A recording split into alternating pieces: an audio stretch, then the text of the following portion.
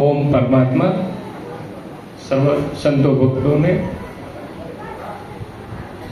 હું કંઈ બીજું તો ભૂલી નહીં શકું, પણ મારા જીવનમાં 2016 થી આ જગદીશચંદ્ર દાદા આ મને બુક આપી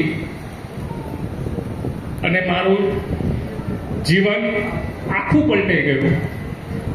અને સદગુરુ શ્રી જેના સાનિધ્યમાં હું અત્યારે બેઠો છું, જે મારા જીવન ભગવાન, મારા જીવન પરમાત્મા છે, એમનો ફોટો હું તમને બતાવવા માંગુ છું કે એ મારા જોડે 2016 થી છે.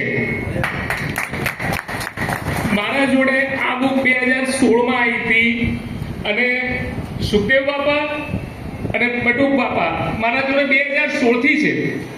ભલે હું અહીંયા આશ્રમમાં 2024માં જોડાણ થયું મારું એમની કૃપાથી, પણ મારા જોડે 2016 થી છે.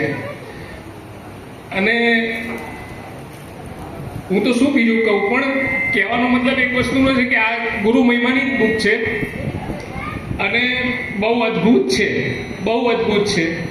એટલે મારે અનુભૂતિ ખાસ કહેવી હતી, બીજું તો હું બોલી ના શકું, કારણ કે મારા ભગવાન બેઠા છે અને મારું જે ગણો એ, મારું જીવન ગણો, મારી લાઈફ ગણો, મારું બધું ગણો એ મારા સદગુરુ છે.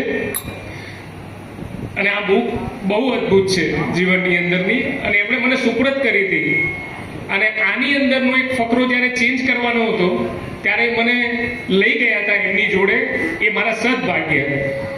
એટલે અત્યારે મને એમની ખૂબ યાદ આવે છે અને અનુભૂતિ હું રજૂ કરું છું. પણ ત્યાંથી મને છે કે અહીંયા સુધી એ લઈ આવ્યા, એ માટે ખૂબ ખૂબ એમના ચરણોમાં કોટી કોટી વંદન, તમારા બધા ચરણોમાં બી કોટી કોટી વંદન, અને મારા સદગુરુના ચરણોમાં કોટી કોટી વંદન. સદગુરુ ભગવાન કી જય.